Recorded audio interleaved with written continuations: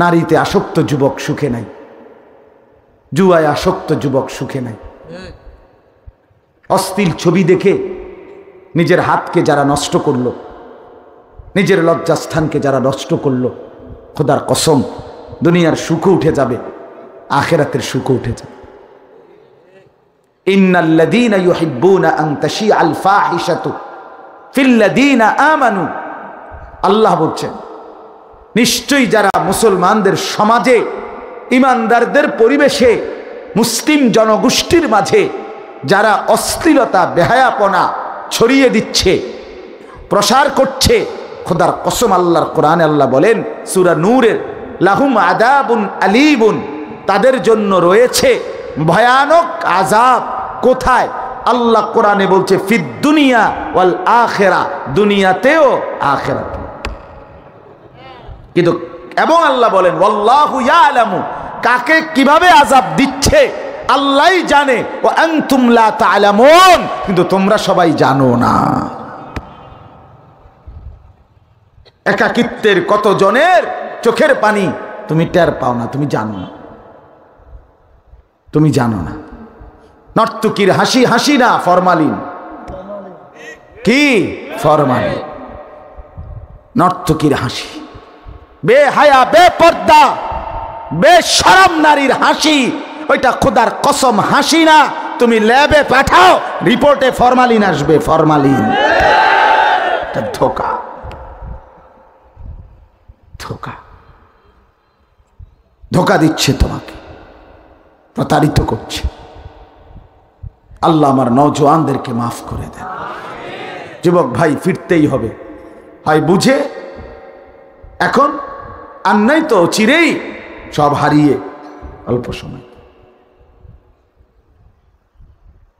আল্লাহ তাআলা আমাদেরকে বিবেক দান করেন।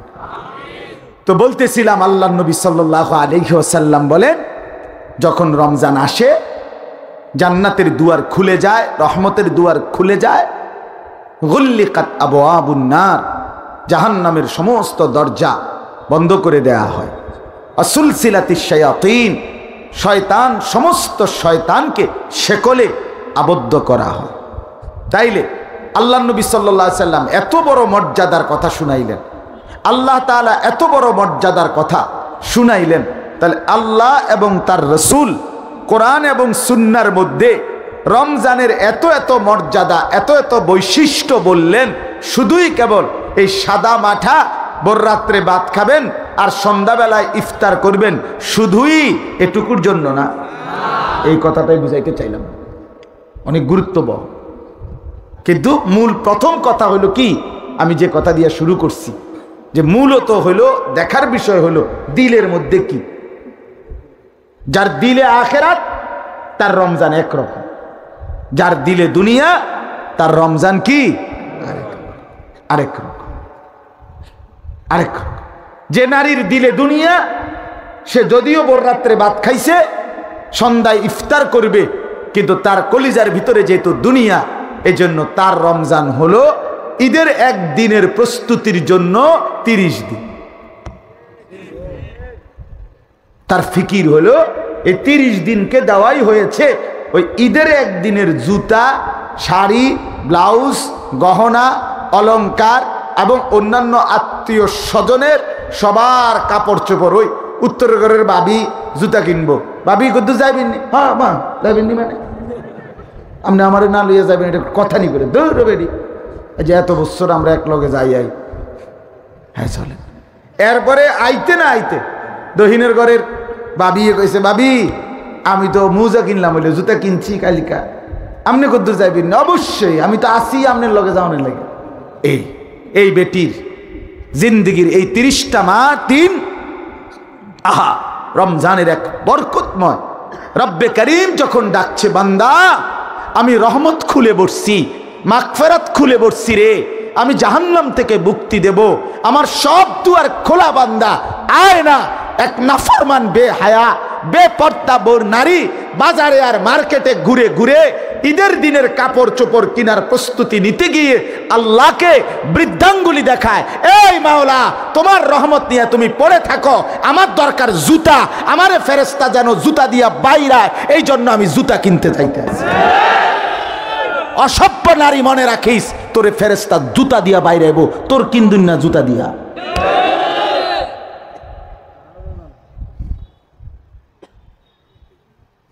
আশ্চর্য, এতটা খামখেয়ালির জন্য আল্লাহ তাআলা মাহে রমজান দেন নাই বাপ। ইয়া আইয়ুহাল্লাযীনা আমানু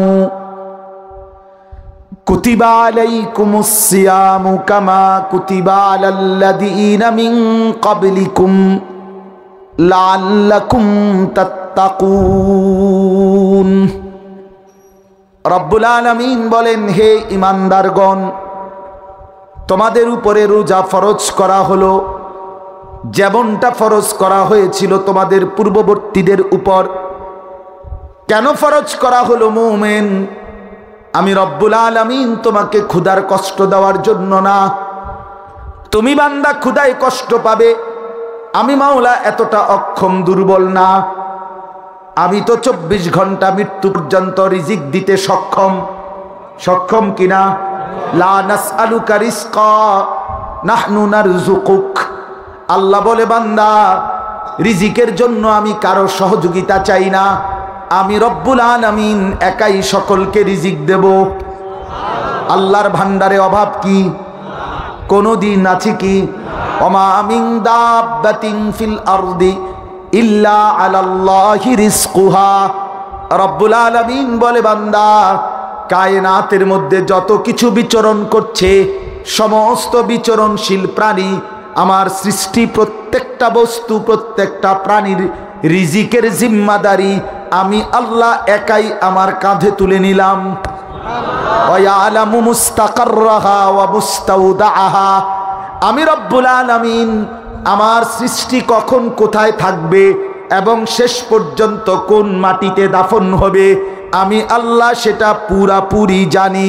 এই জন্য আমি আল্লাহ কুল্লুম ফি কিতাবিন মুবিন, আমি আসমান জমিন সৃষ্টির 50,000 বছর পূর্বেই কিয়ামত পর্যন্ত আমার সমস্ত সৃষ্টির যাবতীয় ফয়সালা সুস্পষ্ট কিতাবের মধ্যে, তাকদীরের মধ্যে লিখে রেখেছি। হাসবে কখন তাও লিখা, কাঁদবে কখন তাও লিখা, খাবে কখন তাও লিখা, কি খাবে তাও লেখা। কুল্লুম ফি কিতাবিন মুবিন। আল্লাহ বল, সব লিখে রাখছি, সব লিখে রাখছি। আমি দুর্বল না বান্দা, তোমরা দুর্বল। আনতুমুল ফুকারাউ ইলাল্লাহ, তোমরা ফকির। হুয়াল গানি, আল্লাহ বলে তিনি আল্লাহ, তিনি একমাত্র ধনী। ধনী বলে তাকে চূড়ান্তভাবে অমুখাপেক্ষী যিনি, 1 সেকেন্ডের জন্য, 1 পলকের জন্য, 1 মিনিটের জন্য কোনো কিছুর প্রতি যার মুখাপেক্ষিতা নাই, তাকেই বলে ধনী, তাকেই বলে গানি। আর এর বিপরীত যে যখন যেই জিনিসের মুখাপেক্ষী, সেই ফকির। কাজেই পৃথিবীতে কোনো বড় লোক নেই। মানুষ ধনী হয় না। মানুষ কি হয় না? ধনী শুধু আল্লাহ। ধনী শুধু কে? আমরা সব ফকির। আনতুমুল ফুকারা, আল্লাহ বলছে তোমরা সব ফকির, সব ফকির। আপনারা বলেন, এখানে একজন মানুষ বলেন যে ধনীর সংজ্ঞা কি? সর্বনিম্ন কত টাকাকে বলে ধনী? মানে ধনী হওয়ার মাপকাঠি কত? 1 কোটি টাকা? বলেন ভাই, যারা SSC pass, inter pass, honours পড়েন, আপনারা আপনাদের কোনো বই থেকে, যারা আপনার ব্যবসায় শিক্ষা পড়েন অথবা যারা অন্যান্য বইপত্র পড়ছেন, বলেন কোন বইতে এটা লেখছে ধনীর সংজ্ঞা? কত টাকা হলে ধনী বলে? বিল্ডিং কয় তালা হইলে তারে বড় লোক কয়? 4 তালা, 2 তালা? তো তাইলে ধনীর কোনো সংজ্ঞা নেই। সম্পত্তিটা আপেক্ষিক। আপনার 4 তালা, তো নিচতলাওয়ালা আনা মনে করে আপনি ধনী, কিন্তু যার বাড়ি 20 তালা, এটা তো আপনার গণা তো ধরে না। আপনি কি ধনী? বেটা ফালতু মাতবুরি করিস বেটা। কথা বলেন না কেন? আপনি গাড়ি চলেন, আপনার গাড়িটার দাম যদি হয় 10 লাখ টাকা, তো যার গাড়ি 1 কোটি টাকা, তে তো আপনি এটারে প্লাস্টিক কয়। বাস ওলাই তো কয় প্রাইভেট কারের প্লাস্টিক। বাসের যে হেল্পার ওই দরজার লগে যাইতে দাঁড়ায় থাকে কন্ট্রাক্টর, তে তো ড্রাইভারের কয় ওস্তাদ বামে প্লাস্টিক। আরে কিরে ডাকায় তুই কি কর? ঢাকা শহরে তো অ্যাভেলেবেল কয় ওস্তাদ বামে প্লাস্টিক, বামে বলে প্লাস্টিক বলে। আমি যে গাড়িতে চলি ও প্রবক্স, মানে প্রাইভেট কারের মধ্যে জাপানি সবচেয়ে কম দামি যেটা, এইটা এর থেকে কম দামি আর নাই। হ্যাঁ বাস্তব। তো এইটাতে আমার পরিচিত একজন জাপানিজ, উনি বলছে হুজুর আপনি যে গাড়ি চলেন এগুলো আমাদের জাপানে ওইখানে এগুলো দিয়ে ছাগল টানে। কসম উনি বলছে এটির ভিতরে ছাগল টানে। তেনাই মাতবরির কি আছে, কীর্তন মাতবরি করেন আপনি বলেন, এনে অহংকারের কি আছে না, বড়াই করার কি আছে দোস্ত? আহা, আমরা বুঝতে শিখি এটা। আমরা সব ফকির, আমরা মুখাপেক্ষী। পৃথিবীর সবচেয়ে ক্ষমতাধর ব্যক্তিও সামান্য পেশাবে ধরলে সে দুর্বল হয়ে যায়, তাকে তার স্থান ত্যাগ করতে হয়, ঠিক কিনা বলেন না? তো সে তো মুখাপেক্ষী, সে তো মুখাপেক্ষী। অমুখাপেক্ষী ধনী শুধুই আল্লাহ। লা ইয়াহতাজু ইলা শাইইন, যিনি কোনো জিনিসের মুখাপেক্ষী নন। কুল্লু শাইইন মুহতাজুন ইলাইহি, সব জিনিস তার মুখাপেক্ষী। তিনি কে? আল্লাহ। আল্লাহ। অতএব বাপ, আমি আপনাদের কাছে এই কথাটাই বলতেছি, আল্লাহ তাআলা বলেন, হে ঈমানদারগণ, কেন রোজা ফরজ করলাম? এরে বান্দা, অভাবের কারণে না, আমি তোকে ক্ষুধার কষ্ট দিতে চাই না বান্দা, আমি তোমাকে তৃষ্ণায় কষ্ট দিতে চাচ্ছিলাম না। তোমার বৈধ স্ত্রী, হালাল স্ত্রী, এটা ভিন নারী না, এটা ফালতু মহিলা না, এটা তোমার পবিত্র স্ত্রী। সেই হালাল স্ত্রী তো আমি দিছি। অমিন আয়াতিহি আন খালাকা লাকুম মিন আনফুসিকুম আজওয়াজা, আল্লাহ তাআলা বলেন, আমার কুদরতের নিদর্শন, আমি প্রত্যেক পুরুষের দেহের অংশ থেকে তার জন্য তার স্ত্রীকে বানিয়েছি। কেন? লিতাসকুনু ইলাইহা, আমি যাকে স্ত্রী হিসাবে বানিয়েছি তার জন্য সে যখন তার জীবনে মিলবে, আল্লাহ তাআলা বলেন সেই স্ত্রী তাকে প্রশান্তিতে ভরে দেবে। জাআলা বাইনাকুম মাওয়াদ্দাতাও ওয়া রাহমা, আল্লাহ বলেন, এবং আমি নিজে স্বামী স্ত্রী, হালাল বৈধ এই পবিত্র স্বামী স্ত্রীর মধ্যে আমি আল্লাহ প্রথমত ভালোবাসা এবং দ্বিতীয়ত তার সাথে সাথে দয়া মায়া, এই উভয়টাই দিয়ে দেব। ভালোবাসাও দেব, দয়া মায়াও দেব। স্বামী স্ত্রীর মধ্যে ভালোবাসাও চাই, দয়া মায়াও লাগে। সুখের সময় ভালোবাসা তো হলোই, কিন্তু দুঃখ মুসিবত বিপদে, অ্যাক্সিডেন্ট আর দুর্ঘটনায় স্ত্রীর কলিজার ভিতরে যদি স্বামীর প্রতি দয়া না থাকে, স্বামীর দিলের মধ্যে স্ত্রীর প্রতি যদি দয়া মায়া না থাকে, তো এই বন্ধন আর টিকে না। আল্লাহ বলেন, এটা আমি দিই, আমি এটা দেই, এটা আমি দেই। আল্লাহ তাআলা বলেন, এটা আমি করে থাকি। তাইলে ফাঁকি দিয়ে একটা কথা যুবক ভাই বলে রাখি, নওজোয়ান অনেক ভাই তোমরা আমার বন্ধু, মাঝখান দিয়ে কথাটা অপ্রাসঙ্গিক হিসাবে আমি বলে নিলাম।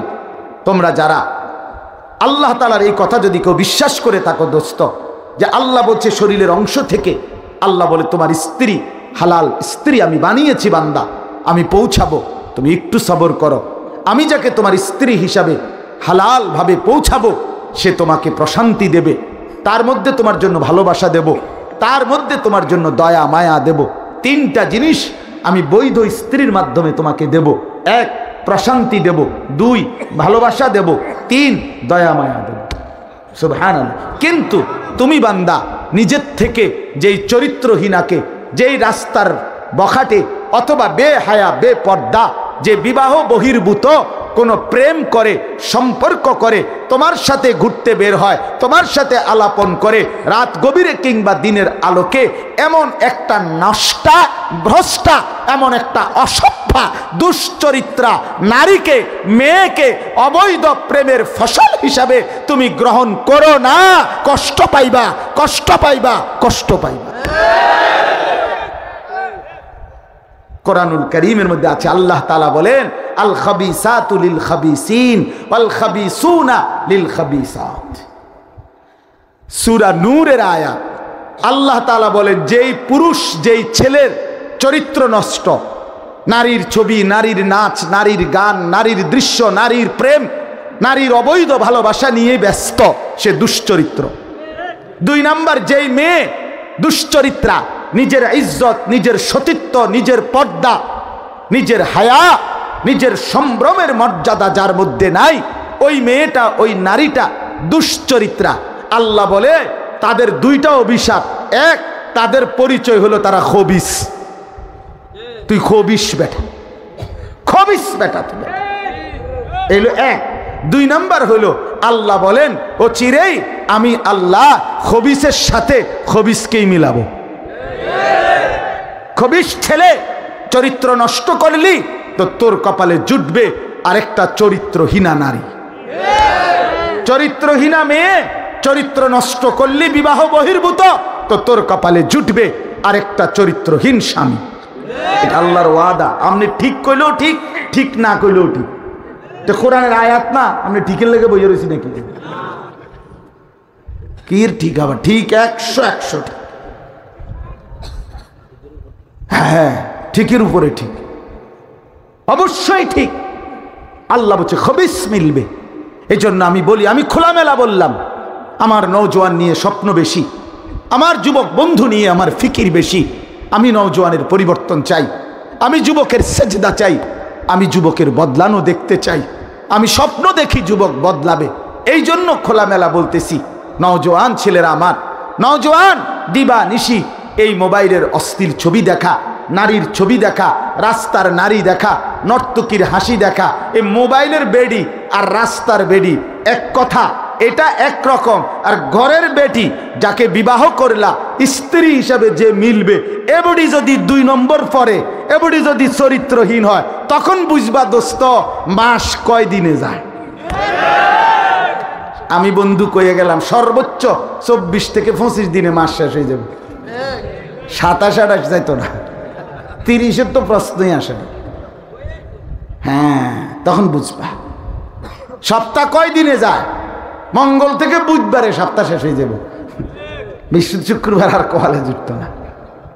মানে স্ত্রী যদি খারাপ হয়, বউ যদি 2 নম্বর হয়, নারী যদি পরকীয়ায় আসক্ত হয়, স্ত্রী যদি ভেজাল হয়, আহা, তার চাইতে বড় লানত, অভিশাপ, তার ঘরের মতো, সংসারের মতো দোজকের টুকরা, জাহান্নামের টুকরার কিছু হইতে পারে না।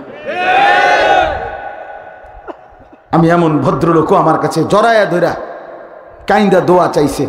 আমি সবাইকে দোষারোপ করছি না, কিন্তু এমন মানুষ আমাকে জড়ায় ধরে বলছে, হুজুর আজকে 4 বছর হুজুর দোয়া করে, একই ফ্ল্যাটের ভিতরে, একই বাড়ির মধ্যে স্বামী স্ত্রী, আমরা 2 জনেই থাকি।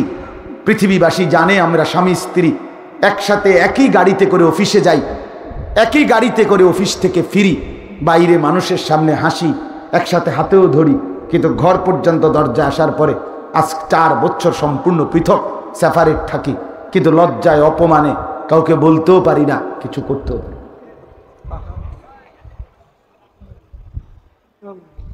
আমি এমন পুরুষও দেখছি, আমি সবাইকে বলছি, আমি যাকে দেখছি শুধু তার কথাই বলছি।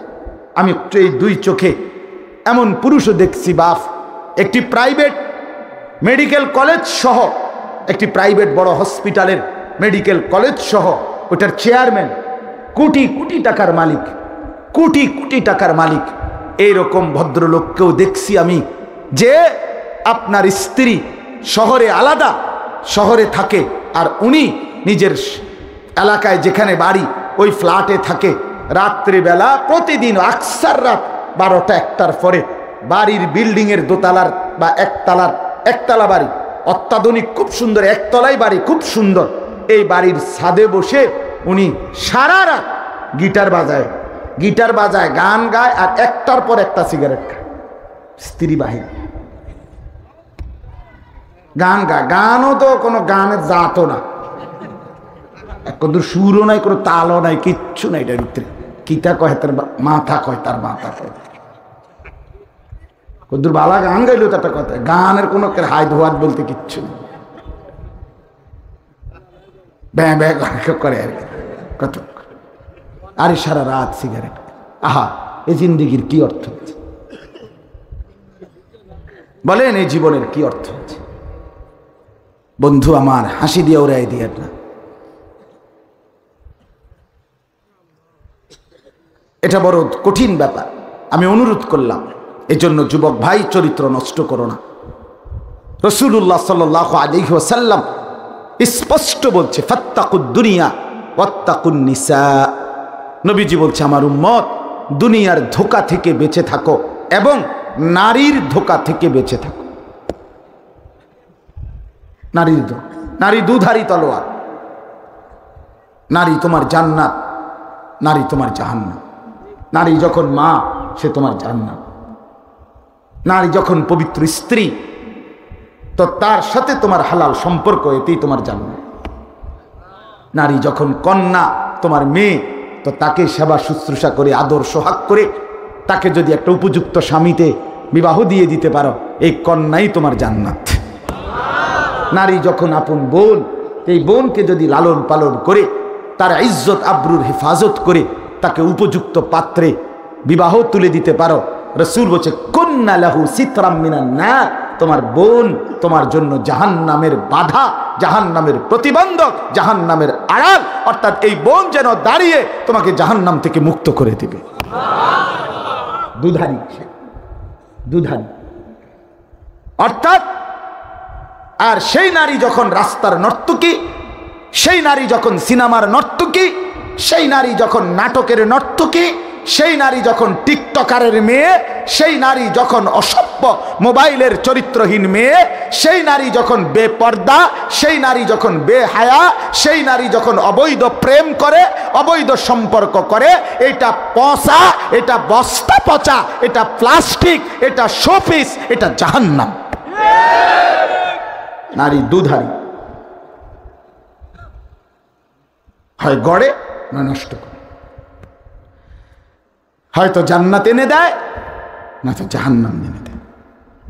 এজন্য রাসূলুল্লাহ সাল্লাল্লাহু আলাইহি ওয়াসাল্লাম বলছেন, ইসলামের সীমারেখা মেনে চলতেই হবে, নারীর ধোঁকা থেকে বেঁচে থাকো। ফাইন্না আউওয়ালা ফিতনাতে বনি ইসরাইল কানাত ফিন নিসা। নবী সাল্লাল্লাহু আলাইহি ওয়াসাল্লাম বলেন, বনি ইসরাইলের মুসা নবীর উম্মতদের সর্বপ্রথম অধপতন হয়েছিল নারীর ফাঁদে। নারীর ফাঁদ, নারীর ফাঁদে সর্বপ্রথম ধোঁকাগ্রস্ত। সে লম্বা কাহিনী, এখন আর বলার সুযোগ নেই। তো আপনাদের কাছে আমি এটাই বুঝাইতে চাইলাম, আল্লাহ তাআলা আমাদেরকে, আমাদের প্রত্যেককে আল্লাহ তাআলা আমাদের জন্য যে ইন্তজাম মাহে রমজানকে কেন্দ্র করে করেছেন, আমি আপনাদের কাছে খুব লম্বা করতে চাচ্ছি না, বাপ আপনাদের কাছে করতে চাচ্ছি না। এত বড় বিশাল পৃথিবী রব্বুল আলামিন আল্লাহ তাআলা আমাদের জন্য সাজিয়েছেন, আল্লাহ তাআলা আমাদের জন্য দিয়েছেন। এত বড় সুন্দর পৃথিবী সাজিয়ে আল্লাহই আমাদেরকে আল্লাহর প্রতিনিধি হিসাবে বসবাস করার জন্য অনুমতি দিয়েছেন। কাজেই আমি এই রাত গভীরে আপনাদের সবার কাছে, জওয়ান ভাই, আমার মুরব্বী বাবা, বর্দার আড়ালের মা বোন, সবার কাছে আমার মূল আবেদন, আপনারা আমরা প্রত্যেকেই এই রমজানকে টার্গেট করে, আগত রমজানকে টার্গেট করে আখেরাতকে প্রাধান্য দিয়ে জীবনটা নতুন করে আরেকবার আখেরাতের রঙে সাজাবার প্রস্তুতি নেন। বলেন ইনশাআল্লাহ। আবারও কথা যেখান থেকে আমি শুরু করছিলাম, বাপ আমাদের কলিজার ভিতরে আমরা চেঞ্জ করেন। দুনিয়াকে দ্বিতীয় 2 নম্বরে নেন, আখেরাতকে 1 নম্বরে আন। কথা বুঝছেন কিনা বলেন? আমিও আপনিও চেষ্টা করেন।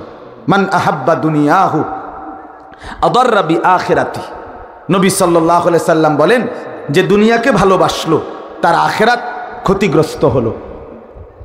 এই পাল্লা ওজন হইলে এই পাল্লা হালকা হবে। অমান আহাব্বা আখিরাতাহু আদাররা বিদুনিয়াহু, নবীজি বলেন যে আখেরাতকে ভালোবাসলো তার দুনিয়া ক্ষতিগ্রস্ত হলো, দুনিয়া ক্ষতিগ্রস্ত হলো। ফাতিরু মা ইয়াবকা আলা মা ইয়াফনা। অতএব নবী সাল্লাল্লাহু আলাইহি ওয়াসাল্লাম বলেন তোমরা যেটা স্থায়ী তাকেই প্রাধান্য দাও, যেটা অস্থায়ী সেটার উপরে। এখন বলেন স্থায়ী কোনটা অস্থায়ী কোনটা? স্থায়ী কোনটা অস্থায়ী কোনটা? খালাস। রাসূলুল্লাহ সাল্লাল্লাহু আলাইহি ওয়াসাল্লাম বলছে প্রাধান্য দাও, প্রাধান্য দাও। কোরআনুল কারীমের আয়াত শুনেন একটু। ওয়াবতাগি ফীমা আতাকাল্লাহুদ দারাল আখিরা ওয়ালা তানসা নসীবাকা মিনাদ দুনিয়া। আল্লাহ তাআলা বলে বান্দা আমি তোমাকে যা কিছু দিলাম, শরীর, স্বাস্থ্য, জীবন, যৌবন, হাসি কান্না, টাকা পয়সা, স্ত্রী সন্তান, মাল দৌলত, যা কিছু দিয়েছি সবটুকু দিয়ে তোমার প্রথম কর্তব্য তুমি জান্নাতে আখিরাতের একটি ঘর, জান্নাতের একটি বাড়ি তালাশ করো। এক নাম্বার ওয়ালা তানসা নসীবাকা মিনাদ দুনিয়া। আর দুই নম্বরে হলো আমার বান্দা তুমি তোমার দুনিয়ার বৈধ হালাল প্রয়োজন ভুলে যেও না। এরপরে দুনিয়া রাখো, কোনো অসুবিধা নাই। স্ত্রী ফেলে দিও না, ছেলে মেয়ে ফেলে দিও না, বাজার ব্যবসা ফেলে দিও না, লেনদেন ফেলে দিও না, আয় উপার্জন ফেলে দিও না। ফেলে দিতে বলছে কথা বলে আমরা সবাইরে কইছে সুন্দরবন গিয়ে থাকতে, আমরা সবাইরে বলছে আফ্রিকার জঙ্গলে হিজরত করতে। না না না, আল্লাহ তাআলা বলছে শুধু তুমি এটাকে সিরিয়াল দাও। মানুষ কাজের সিরিয়াল করে, আগে আমি এখানে যাব, এরপরে ওইখানে যাব, এরপরে ওইখানে যাব, যেই কোনো কাজের একটা সিরিয়াল করে না মানুষ, তো আল্লাহ তাআলা বলে সিরিয়াল করো, আগে আখিরাত এরপরে দুনিয়া। ফাইজা কুদিয়াতিস সালাতু ফান্তাশিরু ফিল আরদ। এই যে আরো কোরআনের আয়াত। আল্লাহ বলে বান্দা তোমার যখন নামাজ শেষ হয়ে যায় এবার তুমি জমিনে ছড়িয়ে পড়ো। ওয়াবতাগু মিন ফাদলিল্লাহ, আমার দেওয়া রিজিক তালাশ করো। তাইলে নামাজ বাদ দিতে বলছে, রিজিক তালাশ বন্ধ করতে বলছে না। দোকানও চলবে, নামাজও চলবে। তুমি বাজারও করো, নামাজও পড়ো। তুমি সংসারও করো, হালাল উপার্জন করো। আল্লাহ বলছে ব্যালেন্স করো। আমার বান্দা মিলাও, একত্র করো, দুইটাকে একসাথ করো। একটা আখিরাত, একটা দুনিয়া। আগে দুনিয়া এরপরে আখিরাত, এভাবে না। দুনিয়াও আখিরাত না, আখিরাতও দুনিয়া। কথা বলেন না কেন? আগে কি? আবার বলেন, আবার বলেন, আবার বলেন। এরপরে কি? ওমা হাদিহিল হায়াতুদ দুনিয়া ইল্লা লাহবুন ওয়া লাইব ওয়া ইন্নাদ দারাল আখিরাতা লাহিয়াল হায়াওয়ান লাউ কানু ইয়ালামুন। আল্লাহ বলে বান্দা শুনে নাও বান্দা, দুনিয়ার জীবন আর কিছুই নয়, শুধুই তামাশা, শুধুই খেলাধুলা। আর আখিরাতের ঘর জান্নাত, সেটাই কেবল জীবন, বেঁচে থাকা। লাউ কানু ইয়ালামুন, যদি বান্দা আমি আল্লাহর এই কথাটা বুঝতা। আল্লাহ বলে যদি বান্দা বুঝতে আখিরাত হচ্ছে আসল, দুনিয়া হচ্ছে তামাশা, এটা যদি বুঝতা কতই না ভালো হতো, কতই না ভালো হতো। আল্লাহ বলেন অথচ বান্দা তুমি বুঝতেছো কি? ইয়ালামুনা যাহিরাম মিনাল হায়াতিদ দুনিয়া ওয়া হুম আনিল আখিরাতি হুম গাফিলুন।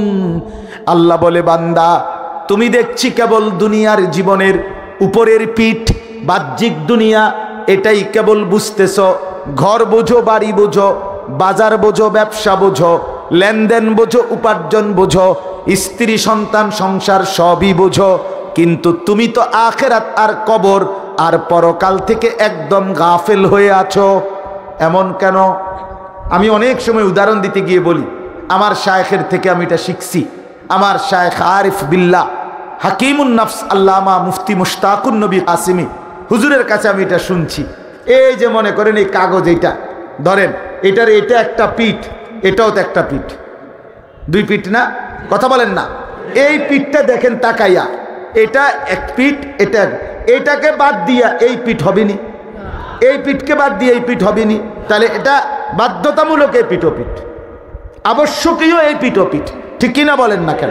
এখন এই পিঠটা তো 4 কালার, এই যে এখানে কি সুন্দর ডিজাইন, এখানে এমনি এমনি ডিজাইন, এখান দিয়ে ডিজাইন, এখান দিয়ে মিনারা, এটা 4 কালার নানা রঙের ডিজাইন দিয়ে সাজাইলো এই পিঠ। কিন্তু এই পিঠ দিয়ে একদম খালি, এই পিঠে তো কিছুই নাই। তো রব্বুল আলামিন এটাই বলতেছে, বান্দা মাটির উপরে যে তোমার একটা ঘর, সেটা তো দেখছি খুব সুন্দর সাজাইছো।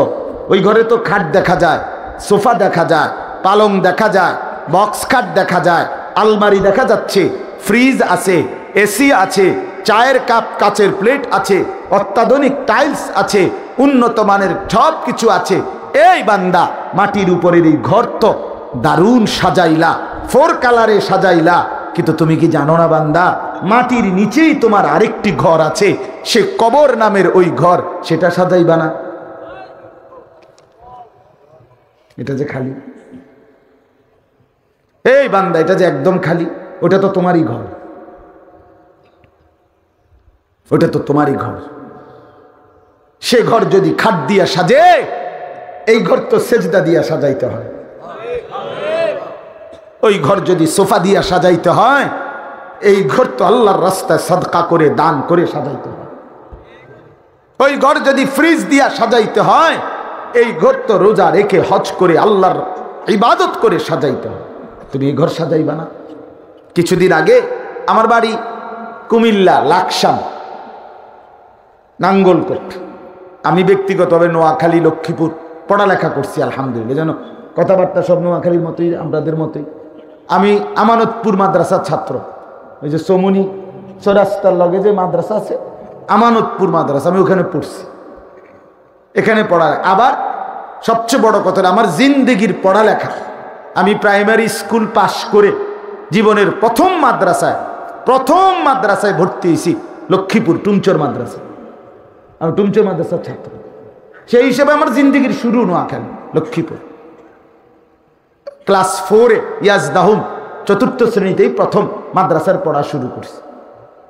তাহলে আমি আপনাদেরকে এই কথাটা আমার দিল থেকে বুঝাইতে চাই, বান্দা বাপ, আমি একবারের আশাই বলি, আমি যদি আর কোনোদিন বলতে না পারি, আর যদি কোনোদিন আসতে না পারি, একবারই বল। আমি একটা স্বপ্ন নিয়ে বলি, আমার একটা আশা আছে। আমি ফেরিওয়ালা, প্রতিদিন বলি, ফেরিওয়ালা জানে তার সব ডাকে কাস্টমার আসে না, কিন্তু তবুও সে বলতে থাকে। এই যে রাস্তায় যারা ফেরি করে, মহল্লার গলিতে গলিতে যারা ফেরি করে, তারা জানে যতবারই তার পণ্যের বালতি বালতি বললেই প্রত্যেকবারেই কাস্টমার আসে না। আসে? কথা বলেন না কেন? কিন্তু সে বলা বন্ধ করে না। ফেরিওয়ালার স্বপ্ন থাকে এটা, হতে পারে আমি 100 বার বলার পরে একজন কাস্টমার মিলতে পারে। আমরাও স্বপ্ন দেখি 1000 বার, 1,00,000 বার বলার পরে হয়তো একজন যুবক মিলতে পারে। ওই এক যুবকের বদলানোর আশায় বলতে থাকি। আশা করি ইনশাআল্লাহ এক নওজোয়ান বদলালে একটি সমাজ বদলে যাবে। যুবক চাইলে গড়তেও পারে, যুবক চাইলে নষ্টও করতে পারে। সাজাইলেও নওজোয়ান, ধ্বংস করলেও নওজোয়ান। এই সমাজের মধ্যে মদ, জুয়া, নেশা, অস্থিরতা, বেহায়াপনা, অসভ্যতা, নোংরামি, নারীর সমস্ত অপকর্ম, এই সব কিছু যুবকের জন্য। সে যদি বদলে যায় তো সমস্ত অপকর্ম বদলে যাবে, সব অপকর্ম। এই জন্য আমরা ভীষণ আশা করি, যুবক ভাই তোমাদের সবার কাছে এই বন্ধু আশা করি, যদি বলো জড়িয়ে ধরতে, জড়িয়ে ধরে বলতে চাই, তুমি ফিরে আসো, তুমি বদলাও দোস্ত, তুমি বদলাও। আমার একটা বিশেষ কথা প্রসঙ্গের মধ্যে বলে নিলাম, যুবক ভাই তোমরা যদি কেউ বদলাইবার ফিকির করো, একটা প্রথম সিদ্ধান্ত হলো ফজরের নামাজ পড়তে হবে। কসম খোদার, ফজরের নামাজের সেজদা যার কপালে জুটবে ইনশাআল্লাহ, আমি আনিসুর রহমান বললাম, কোরআন সুন্নাহর আলোকে আমি নির্ভরযোগ্য উলামায়ে কেরামের কাছ থেকে শুনেছি, ফজরের সেজদা যার কপালে জুটবে অচিরেই ইমাম মাহদির পক্ষে সে লড়বে, দাজ্জালের বিরুদ্ধে লড়বে ইনশাআল্লাহ। এমন যুবক চাই, নিয়ত করি ইনশাআল্লাহ। ফজরের নামাজের নিয়ত করলাম তো ইনশাআল্লাহ। কোন নামাজ? কোন নামাজ? আরো জোরে, আরো জোরে। জোর হলো না, সবাই মিলে এক আওয়াজে জোরে জোরে। নির্বাচনের ক্যাম্পেইন, ঠিক না? নির্বাচনের ক্যাম্পেইন হয়ে গেল। ফজরের নামাজ, ফজরের নামাজ ইনকিলাব। রাত হয়ে গেছে দেখে বলতেছি না। ফজরের নামাজকে বলে ইনকিলাব। ইনকিলাব মানে পরিবর্তন। ফজরের ওয়াক্ত, ওয়াক্তুল ইনকিলাব। ফজরের নামাজের সময়টা হলো পরিবর্তনের সময়। কোরআনুল কারীমের মধ্যে আছে, আমি ধরে ধরে দেখাইতে পারবো ইনশাআল্লাহ। ফজরের নামাজে অসংখ্য, এই ভোরবেলা অসংখ্য পূর্ববর্তী নাফরমান জাতিকে আল্লাহ ধ্বংস করে দিছে ফজরের ওয়াক্তে। অসংখ্য ইমানদারের বিজয় আল্লাহ দান করছে ফজরের ওয়াক্তে। ফজরের ওয়াক্তে বাতিল হেরে যায়, ফজরের ওয়াক্তে ইমানদার জিতে যায়। এজন্য ফজরের ওয়াক্তকে বলে ইনকিলাব। কি? পরিবর্তনের সময়টা, এটা বদলানোর টাইম। আল্লাহ কোরআনে ডাইরেক্ট বলছে, ইন্না কোরআনাল ফাজরি কানা মাশহুদা। নিশ্চয়ই ফজরের নামাজ, ফজরের কোরআন, ফজরের নামাজ কানা মাশহুদা, সকলের সম্মিলিত একত্রিত হওয়ার সময়। মাশহুদ অ্যাসেম্বলির টাইম। অ্যাসেম্বলি বুঝেন না? ওই যে বিভিন্ন প্রতিষ্ঠান, বিভিন্নখানে অফিস, অথবা ধরেন 8টায় ক্লাস, তো কিন্টার গার্ডেনের স্কুলের বিভিন্ন প্রতিষ্ঠানের সামনে যে স্কুলের মাঠটা আছে, এই মাঠে ওই 8টা বাজে 15 মিনিট আগে, 20 মিনিট আগে শিক্ষক, কর্মচারী, স্টাফ, ছাত্র সব সুন্দর করে দাঁড়াইতে হয় মাঠে। সবাই একত্র হয় এই সময়, এটারে অ্যাসেম্বলির টাইম করে। অর্থাৎ এই সময় নির্দিষ্ট কিছু কি আছে, কাজ করে তারা। এরপরে প্রত্যেকের রুমে যার যার কাজে যায়। এই একত্রিত হওয়ার একটা নির্দিষ্ট কি আছে, টাইম আছে। সেনাবাহিনীর বিভিন্ন ক্যাম্পের পাশে পাশে জায়গার মধ্যে লেখা আছে পয়েন্ট অফ অ্যাসেম্বলি, এনে লেখা থাকে ডাইরেক্ট। মানে আমি তো ক্যান্টনমেন্ট থাই, কুমিল্লা ক্যান্টনমেন্ট। অর্থাৎ অ্যাসেম্বলির সময়, এটা একত্রিত হওয়ার টাইম, একত্রিত হওয়ার নির্ধারিত জায়গা।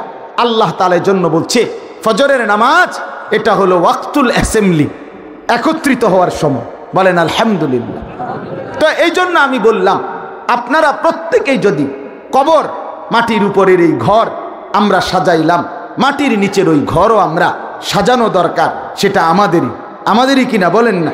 তো আমি একটা কথা বলতেছিলাম, গত কিছুদিন আগে, আমি এই মাসখানিক হয় নাই, এই মাসেই 10-15 দিন আগে আমার আপন জ্যাঠা, ওই যে লাকসাম আমার বাড়ি, বলতে গিয়ে বলতেছিলাম আমার জ্যাঠার জানাজা পড়ছি আমি পড়াইছি জানাজা। জ্যাঠা মারা গেছে সকাল ফজরের ওয়াক্তে, আমার আপন জ্যাঠা। তো জানাজার আগে জ্যাঠার কবরটা মাটি খুঁড়ছে, যে আমি অনেকক্ষণ খালি কবরটা প্রায় 15-20 মিনিট দাঁড়ায় দাঁড়াইয়া দেখছি। কসম আল্লাহর, আমি অনেকক্ষণ তাকানোর পরে আমার মনে হইছে কবরের ওই মাটি, খালি কবর, একলা একলা দাঁড়ায় আছি। কবরের মাটিটা যেন আমারে বলতেছে, আনিস, তোর জ্যাঠারে বানাইবার জন্য আমি একটু মাটি দিছিলাম, আমার মাটি আজ আমি ফেরত নিলাম। ঠিক আমরাও বন্ধু, আমরা প্রত্যেকেই ভেবে দেখে, আল্লাহ যেন বলছিল মাটি আমি আনিসকে বানাবো, আমার একটু মাটি দে। তো মাটি যেন বলছে রব্বুল আলামিন, নেন ওরে বানাইবার জন্য একটু মাটি নেন, কিন্তু আমার মাটি আবার আমারে ফেরত দিয়ে। আল্লাহ যেন বলছে ওয়াফিহা নুঈদুকুম, দেব ফেরত, তোর মাটি তোকেই ফেরত দেব, তোর মাটি তোকেই ফেরত দেব। এই জন্য বন্ধু, রাত হয়ে গেছে, আর না, আপনাদের কাছে বলবেন? হ্যাঁ হ্যাঁ হ্যাঁ, শেষ, আমার কথাও শেষ, 2টা বলি। তো আমার কথা এটাই আপনাদেরকে বলছি, রাত গভীরে দোস্ত, মেহেরবানি করে রাত 12টা বরাবর বাজে।